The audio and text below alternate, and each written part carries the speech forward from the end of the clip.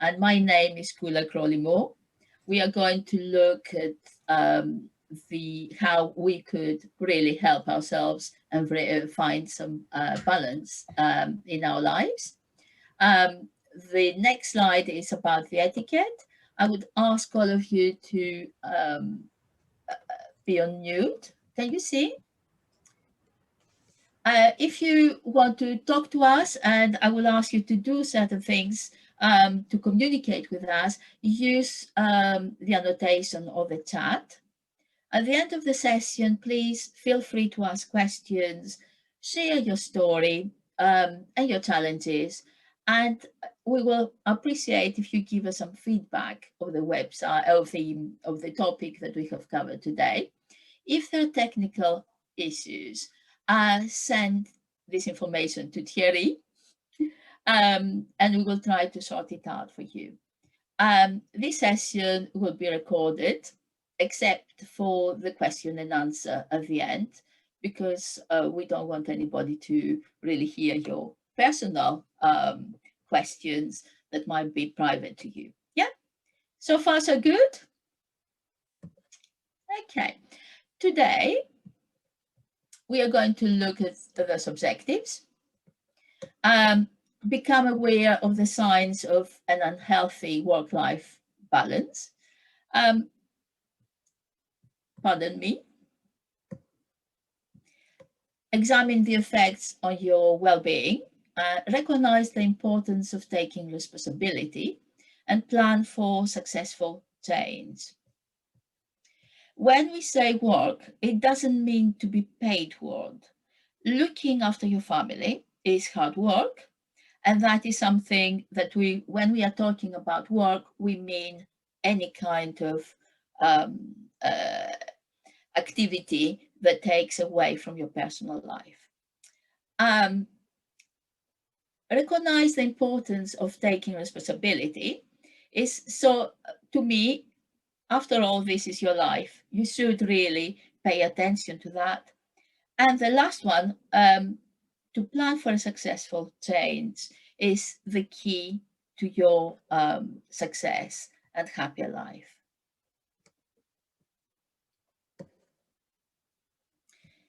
Think about the wheel of life. As I said earlier, when we refer to work, that includes paid and unpaid work, you might be looking after a relative or help a friend. This is all still work. Let's now consider how many hours you are working. Shall we say 8 hours a day if you are doing a 5-day job? In normal circumstances, most of us had to travel to work. For me, before the pandemic, it used to be 1.5 hours, 2 hours a day. Coming home, cooking a meal, eating, I will spend another 2 hours. The recommended time to sleep is 8 hours. I can account for 20 hours of my time, and we have another 4 hours each day for everything else. Of course, we have the weekends for longer, leisure time. Now, what about you? What do you do? I'll give you all a minute to use the chat to let us know if you use, how do you use your time? And how long do you spend at work, family, leisure, exercise? Please use the annotate or if you want the chat.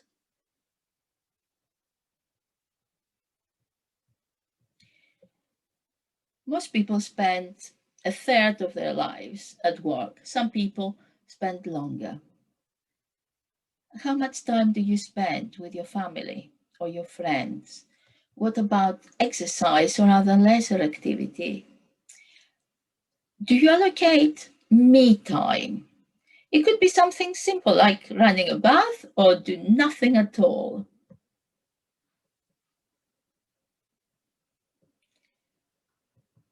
Thierry, I can't see the chat. If you see anything, please pass it on. Okay, I will do. So feel free to write in the chat. How many hours would you say you are spending at work? Are you staying late to finish tasks? Or are you trying to show to your boss you are a dedicated employee? Have you asked yourself the reasons you are doing it? What about your personal life? How much would you say you're spending with your loved ones? Are you having elderly parents or young children to look after? Do you have time to meet your friends? Go out with your partner? Or if you haven't got one, do you have time to try to meet someone?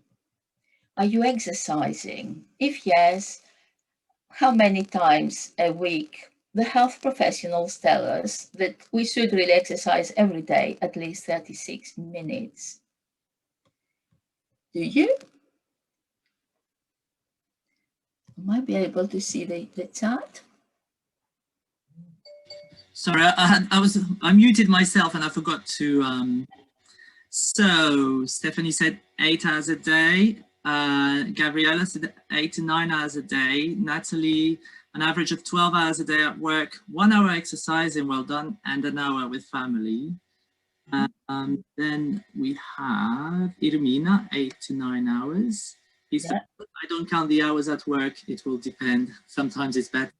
Agnieszka, probably 8 hours a day at work, sometimes more. Nominally should be 6.5 per day. Yeah. Trying to exercise twice a week. Stephanie, an hour and a half a day with family. Beatrice, I make sure I exercise often. That's good for the brain, for the mind. Plenty of endorphins. Daily, Robin, daily in hours, work 7 hours, leisure 3 hours, family 2, exercise 1. Wow. Yes, I understand. I used to be there. This is the difficulty. How do we make time for to address all areas of our life? Thank you. Oops. Isabel mentioned that she's a family and carer as well. So, but carer is for family, so it counts as family time. Right? Yes. Yeah. And Dominic said he finds leisure and exercise are often the same. Lovely. But I start over exercising when stressed, often about work stuff. Exercise is a good way to get yourself in a better frame of mind. If that helps, why not? But nevertheless, don't forget the other areas of your life. Anne-Laure said, 1 hour in front of the computer, leisure not enough, exercise 1 hour a day if possible. Irmina does dancing, but not at the not at the moment, obviously, Irmina. Yeah. What would be the ideal amount of time in each category, she asks, Beatrice. Okay. Each one of us have to think about how to divide our time, and we are going to look in a little while how it would be the ideal way of going about. But before that, I wanted you to look at take a moment to reflect on those statements and think which ones jump out at you. This is an opportunity to reflect on the effect such statements have on your overall well-being. Let's look some of those. Some people say, my work is my life. I love what I do. I can do it for free. You're lucky to have such a great job, but have you considered the effects it has to your personal life? Do you have a personal life? Have you allowed time to exercise? What else are you missing out on? Others say, I don't feel up to the job. Think about your expectations. Are they too high? Would you have been given the job if you didn't have the ability to do it? Perhaps it isn't the right fit to your skills and affects your whole life. Have you considered if this is not the right time to take up such challenge, or your heart is not in that job? Perhaps it's time to change. Some other people say, I feel helpless. My life isn't my own. I feel lost. Why is that? Did you say yes to things that you are unable to fulfill? How does that impact your life?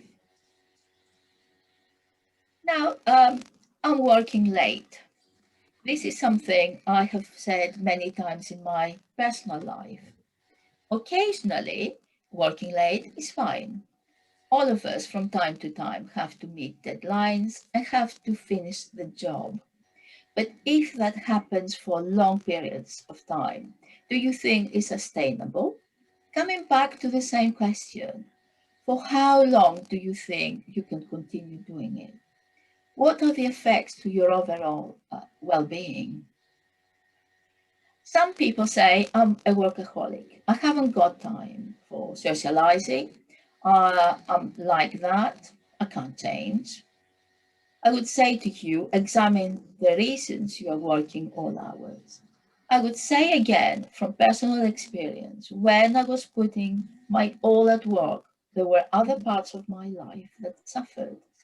Awareness of the cause and effects is key to make positive changes, which will allow for balance. Now, there are some other statements. I can't face another day at work or at home. I struggle with the demands made on my time. I want to run away. Those statements show signs of distress, and it is important to seek support from your coach, or if the feeling is of helplessness is overwhelming, I strongly advise you seek the help of a professional healthcare provider, your doctor. With all of the above statements, it is important to examine the reasons you feel like this and change the patterns of behavior.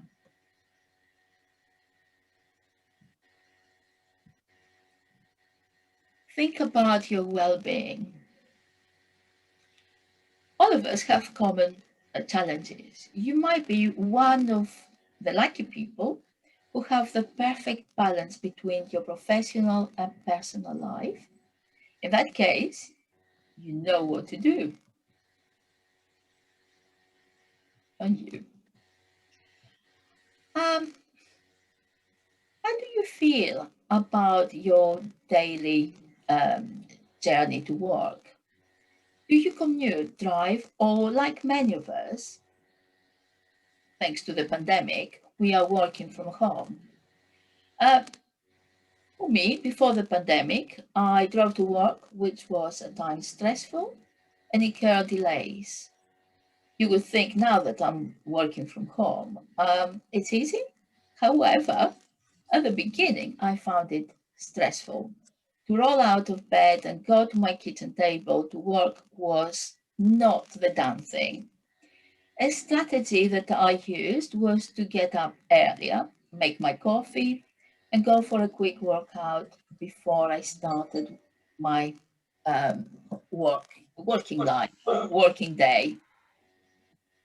I felt ready to face whatever was coming my way. I found this to lessen my stress and put me in a good mindset.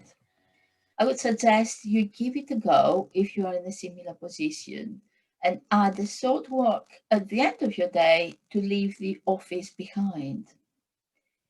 If you find yourself in an uncomfortable situation, for example, need to stay at home with the children, please negotiate with your employer. Maybe suggest shorter days, flexible hours to work. And the next question I'm going to ask you is how secure do you feel? Is this insecurity because of the pandemic?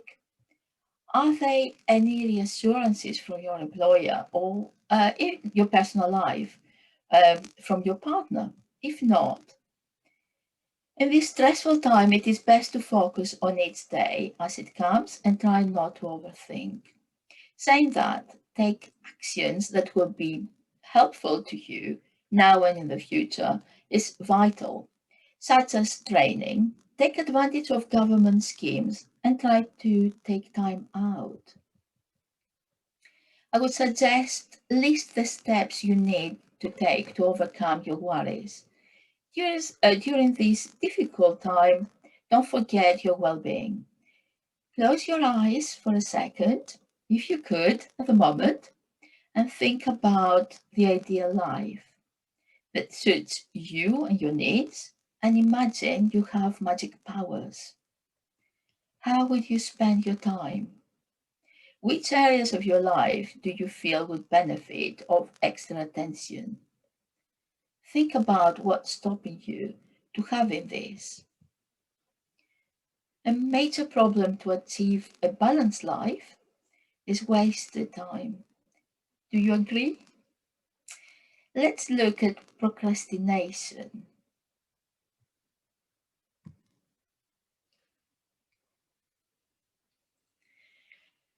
If you are tending to leave things for later, have you considered the effects to your personal and professional life?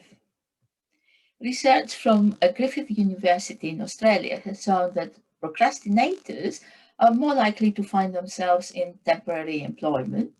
This means their income is less than others who are doing the same job in the same industry. They suffer high levels of anxiety and they are unhappy with their lives.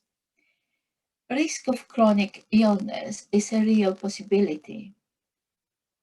It is worth examining our expectations. We underestimate our chances of doing well our job or any tasks that we are given, which then affects our motivation. Delaying tactics is a common way of avoiding a task. This leads to delays in completing on time. In that instance, we fail to appreciate the value of the task and also the benefits on doing it on time, which have long-term effects, of course. We may not be aware of the full significance to our life, such as our conduct. Unfortunately, you have less time and capacity to think analytically when you delay things. To improve your chances of a less stressed, happy life, you should really give yourself time. If that applies to you, working with your coach, you will be able to identify what's stopping you, overcome those behaviors, and put your life back on track. Procrastination affects all areas of life, our work, our happiness, our health. And now we are coming to time management. Imagine that you could become healthier, wealthier, less stressed by following a few daily steps. It requires very little sacrifice on your part, but over the years, your personal and professional life will improve in numerous ways. Time management is key to success. In a second, we will look at Stephen Covey's matrix model that is used in business for years. Time is divided into 4 areas of importance. I think you will find it useful for tasks at home, at work, and for your other areas of your life, personal life.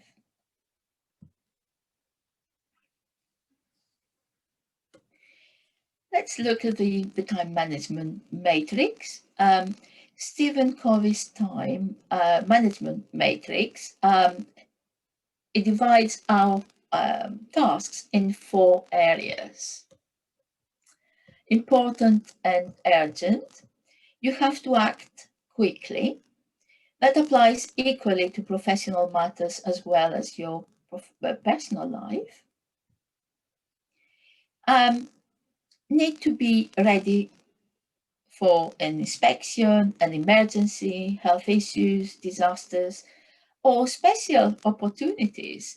That is the time where you have to really act very quickly. Now, the second area is very important. It says important but not urgent.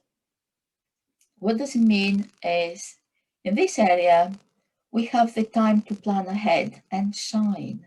You have the time to work on a task, plan the sequence of actions, Practice to achieve quality of work and prevent mistakes and overcome problems.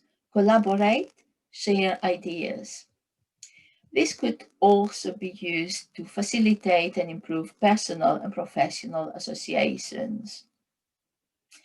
It gives you the space and time to focus on building relationships and have the time for leisure.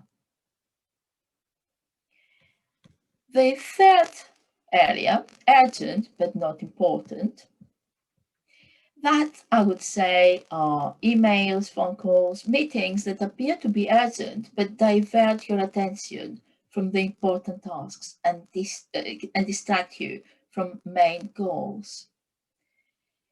If you can, delegate. If that is not possible, then do the tasks when you have the time. And now we are coming to that time that if you pay attention, you will find extra time to do for the things that you really want. Not important and not urgent. Spending time on mindless activities such as watching TV, chatting for hours on the phone, or spending too much time on social media takes away valuable time which would have been used better. An opportunity you have in this area to invest your time and energy on something else to benefit your life now and in the future. Before we go further, it is vital to look at ourselves and discover our traits. Is there any comments you want to make before I go further?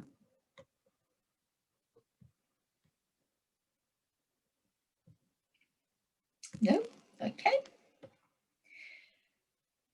Traits are habits, long-established patterns of behavior that have built up and of which you might be unaware. It is good to explore some of those behaviors and reflect on which are helpful and which may get in the way of a balanced, happy life. By examining your habits, you may begin to glimpse an understanding on why you do what you do, understand your drivers of behavior or your motives. Are you trying to be perfect? You may need to learn to set realistic standards of performance and accuracy. Do you have to work so hard to be perfect? What's the benefit to you? Think of the people around you and how they might feel working or living with you. Do not discount their worries. They could have merit. Some of us are people pleasers. Instead of trying hard to please others, ask questions to find out what people want instead of guessing. Listen carefully to what they're saying.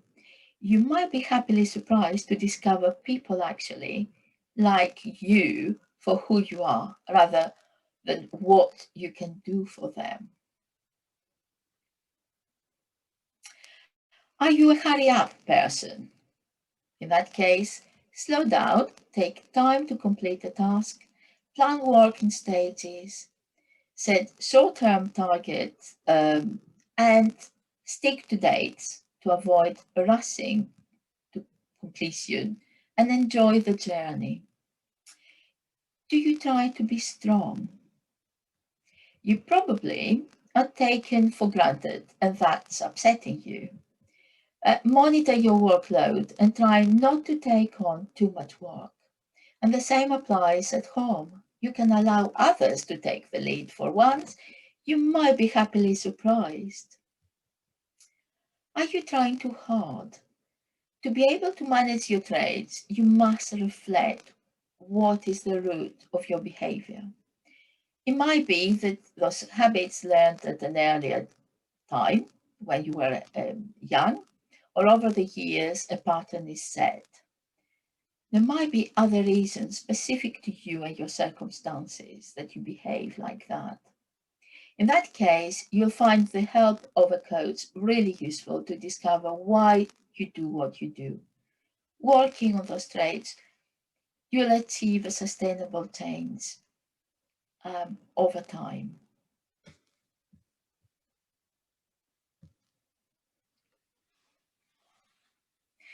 And we are coming to planning for a successful change. Help yourself. To do that, have a vision, set objectives, be realistic, work smart. Take responsibility for your work-life balance. Nobody else can do it but you. If you're working from home, try to find a room away from your personal space. I know it is difficult, but it could be done. And it would be helpful to have a space you can close the door when you finish and get with your life. Ensure you keep work and personal life separate. Be consistent. Keep track of your working hours over a week, month. Your job should be manageable within the time for which you are contracted.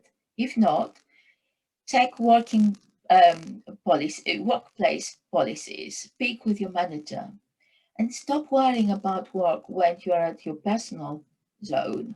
Look for flexible work arrangements. Label clearly the work that you have done. Evaluate your goals often and have a checklist.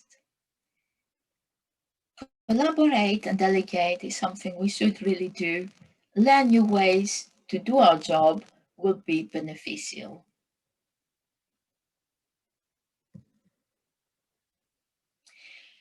To recap, balance means making choices. Keep track of your working hours every week. Define your life objectives. Not just your work objectives, but life objectives. Set small, achievable goals and go back to them every so often and see are those goals relevant to you. Analyze the time you're putting into achieving your goals. Do you spend enough time? And are you satisfied or dissatisfied of what is happening? It's up to you to analyze and take action.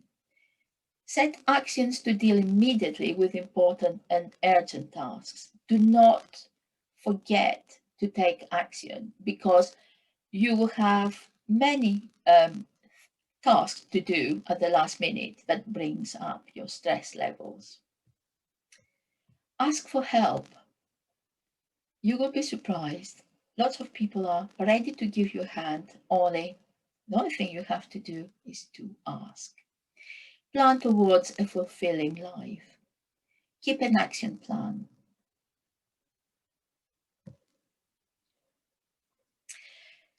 Stephen Covey says true effectiveness requires balance. Use your action plan well. Take each task after you finish it. Don't waste time on unimportant things. Remember the time management matrix we've seen before. Use it. If you feel there is something stopping you from succeeding, don't delay. Arrange to meet your coach. You'll be surprised how quickly you'll be able to see the benefits. Changing our attitudes, traits, takes time, but when it happens, the change is sustained. Make time for personal enjoyment, enjoy family time, leisure activities, healthy eating, exercise. Your personal time is valuable. Review your goals often and make changes. After all, this is your life. Make it work for you. And we have arrived at the end of my presentation.